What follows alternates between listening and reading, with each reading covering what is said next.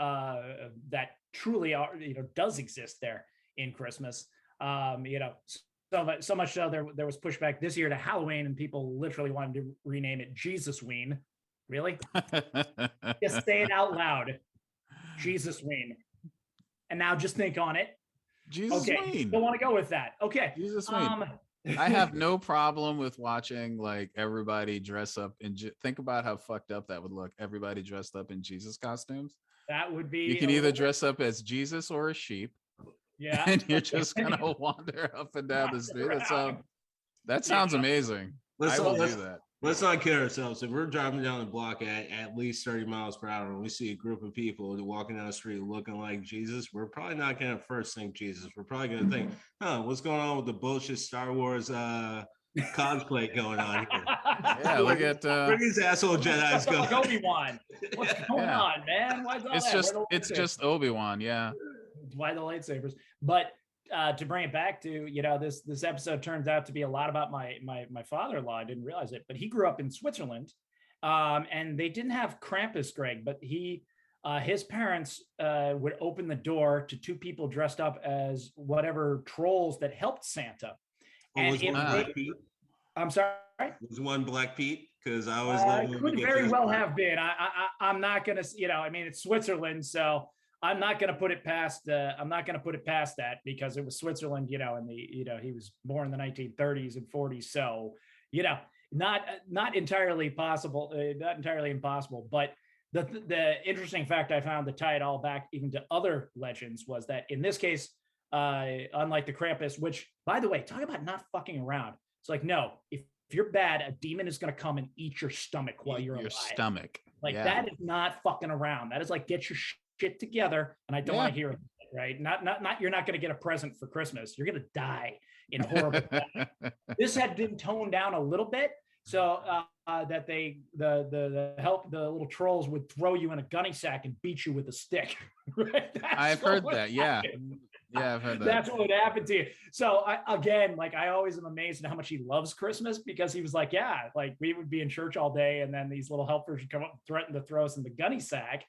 And that brings me back to Haiti, Greg, with Tom Tom Makut in that Uncle Gunny sack. Isn't that how the base term comes from? Which base term of what? Tom Tom Makut. Oh, they ran around with batons. Yes, but it was but I thought the story where they took the name from was from like a same kind of character who would throw you in a gunny sack and beat the shit out of you. I don't remember the sack, but yes, there is something. A tonton would be part of a pack, because there are some ancestors in voodoo that have different aspects, and one of those aspects will be a soldier, another one will be a grave digger, something like that. Okay. And part of that was the soldier. Yes, he would come and he would oppress you. Basically, he was that oppressive force of power. Yeah, I mean, so it is always fascinating me how certain images and certain ideas really translate across culture, really. Yeah. And that we're still using them, right? Yeah. And I understand it. It's not too hard. If you're trying to scare the shit out of a kid, I'll throw you in a gunny sack and beat the shit out of you. It's just not that hard. It sends a message. It sends a message, right? It sends a message. I'm thinking about that when my kids act up next time. Oh, really? Yeah, right. Let me get my burlap sack. Let's do this how your grandfather used to do it. Come here. I'm kidding. Would never do it at anyone who knows. I'm just over here imagining like how creepy would it be if like your kids look back at you and start smiling like, yeah, let's do this. Let's do this shit. They probably would. I can't tell. Okay, I guess we'll move to plan B because you guys are a little too much into this already. So we'll just move away from this idea because it feels like you guys already have plans and I don't want to be part of it. My kids absolutely know who runs the fucking house. So I try and act tough and they're like, yeah, we don't buy it anymore. My oldest is about to turn 10 tomorrow. He's like, yeah, you're full of shit. But going on that, talking on our little tour here of this wonderful holiday season, we want to bring in the closer, the man who's gonna bring it all together and finish it up for us and just bring it to the mat, the Three of Clubs. Rashawn, What you thinking in your 10 minutes of musing here? 10 minutes, huh? Yeah. All right, cool. So like normal, I have to get sidetracked and totally go off of something someone else said. So I want to point out, no, not every Christian would only know Christmas. Or are only Christian during Christmas. Not exactly the case. I get why that was said. Coming from a family where Easter was actually the biggest day of the Christian year, that's kind of hard to swallow. And we were in church with other people who we wouldn't see for for the whole year until Easter. So I get it, but I would say that that's probably just a perspective thing, not a full on all other Christians thing. All that said, without going past it, I think it's something that when we get to holidays run very concurrent to history in the sense that what we end up interpreting, understanding, and conceptualizing as what is really just a combination, or in a lot of cases, an amalgamation of a lot of different influences coming together. More often than not, when one story or idea gets adopted from another group and then continues to be passed on and then changed and then readopted by the main group, to the point where by the time it gets to the main group, let's call the main group, the group who starts the sort of, in this case, a holiday. So let's say group A starts a holiday, it gets adopted by group B, then group C, group D, on until you get to group Z. And then by the time it gets back to group A, it has been adopted so many different times that it's hard for even group A to understand what the origin was. So that, in a lot of cases, is how holidays tend to manifest, if not morph, into things that are totally different than what it comes to be known or understood by future generations. Another thing that we totally miss, especially when it comes to the United States and the sort of evolution of Christmas, and I'm glad Greg said, because I kept wanting to jump in, but it is true. Josh, I hate to break your heart, man, but the war on Christmas, there's a secret proxy war that had already been launched into October a long time ago. Christmas has infiltrated October, and frankly, I've been getting some reports that September is basically looking like Poland to Nazi Germany to Christmas. And I was gonna go with the Viet Cong example. I was gonna say they've dug some serious tunnels, a network so deep that no matter how hard we bombed, it just wouldn't matter. So I was going there as opposed to happy. Yeah, you're right, Josh. You're right. Because once the conversation on the war of Christmas got shifted to a red fucking cup, Ho Chi Minh tunnels had already been dug probably into like July. Like we were probably, in some people's minds, they would really just want us to go literally. That's fair, yeah. From 4th of July right to Christmas, like just right in there. But these are the same people who don't fucking understand that our country was always starting to not actually have a religion. And they're the first ones saying, well, this is a Christian country. Fuck you, no, we're not.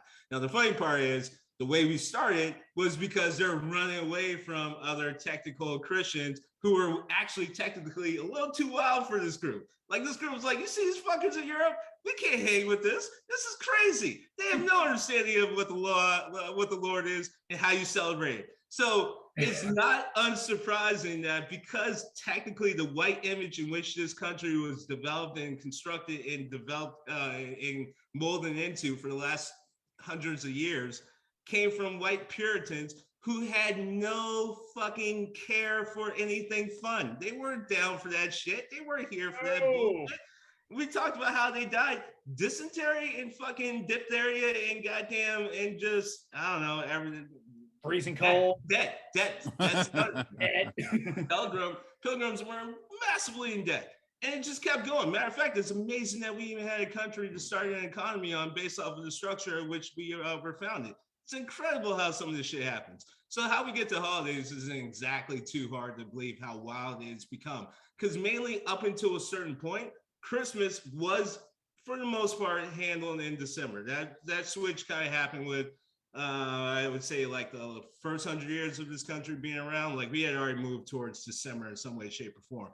But it was also in the more remembrance, reverence. Again, we started from Puritans, so it wasn't exactly showing up and being happy. There were some European influences that were kept from families and generations that had already moved to the United States after the inception of what this country had become and after Revolutionary War. And they're kind of like, hey, man, we should at least be going around and singing and shit like that. And they're like, all right, but can we beat people up? They're like, fuck it, why not? Let's just get both done. You know, and it's a point where even families who are super waspy and been here for almost as long as slaves, hate to break people's bubble, this is what happens when you bring slaves to countries. They end up being here longer than you. But anyway, some of these waspy people, one of the individuals in my life who every Christmas I think of, because to him, even though technically his family wasn't really from the United States, going generations back, he was Ellis Island deport, so to speak. But the way he talks about Christmas and the way they celebrate was very American, the way I looked at it, because it fit in line with what America was. So it makes sense that an immigrant family connected with this and made it what Christmas was to them and what the reality was. So why this principal would sit in front of us every single Christmas assembly while I was in elementary school and tell us that one of the true meanings of Christmas was, in his life growing up, you either got an orange or a coal, and it wasn't a matter of good or bad. It was one was to sustain you, and that was for you to celebrate because you worked really hard for Christmas. It's a good job. Or you use the coal to help fucking warm your family or or help warm up some food. That was literally Christmas. That was the understanding of what Christmas. So we can get to the gloomy shit all we want. We can get to the scary shit all we want. But literally most of this country was in so much destitute that it would come down to literally being like, hey, Bobby, you fucking worked hard all year.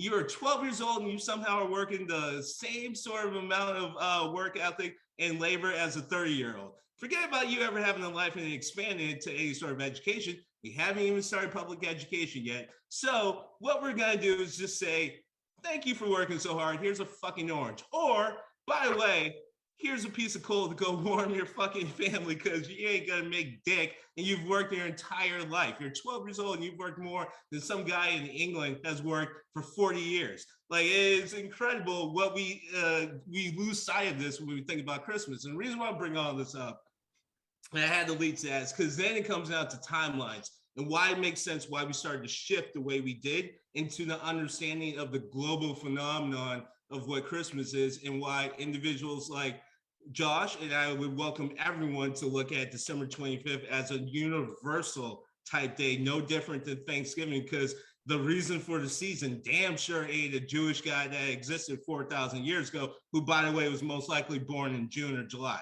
So without that being said, or as I pointed out earlier with strong Christian families, we actually argue that the biggest day is the resurrection, which comes back to the day that we somehow have bunnies hopping around, shitting eggs, chocolate eggs. What the fuck, America? So pagan, yeah, pagans, fertility. They're all pagan traditions. Yeah, Yes. I got that, but how we got to a fucking giant anatomic bunny running around shitting eggs and we're eating it is a whole new fucking evolution that we got to talk about later. But anyway, quick timeline, and it all makes sense when you break it down. All right, Prohibition ends. It was a 12-year campaign of this country being super fucking Puritan. No fun. You ain't drinking. We just talked about rolling around, getting drunk. Yeah, guess what? One of the ways to make sure that European fucking thing that wasn't going to happen here, especially during the holidays or any other time, was Prohibition. That was 12 years. It ended in 1933. Also, one thing that ended real fast that needed to end because we were coming out of the roaring 20s where everyone was like, fuck you, Puritans. We got money. We're fucking partying. We're going to do this shit up. And then that all fucking came to a crash real fucking fast, which, by the way, why on the worst shopping day and also the worst fucking financial day, we got to call it black? Like, we can keep going with this. Like, now you got my head on a whole different thing. But anyway, so Great Depression ends, 1933. Now, we all know when a depression officially ends, that just means for the masses, not actually for the upper middle class or the upper class. So it makes sense that in 1931, 2 years before the Depression, Coca-Cola, a giant corporation, rolls out this fucking red, fat, jolly white dude with a giant beard and promises of giving everyone presents. That image did not actually come into the American lexicon until about 1931 when Coca-Cola rolled it out. Before it, there was a lot of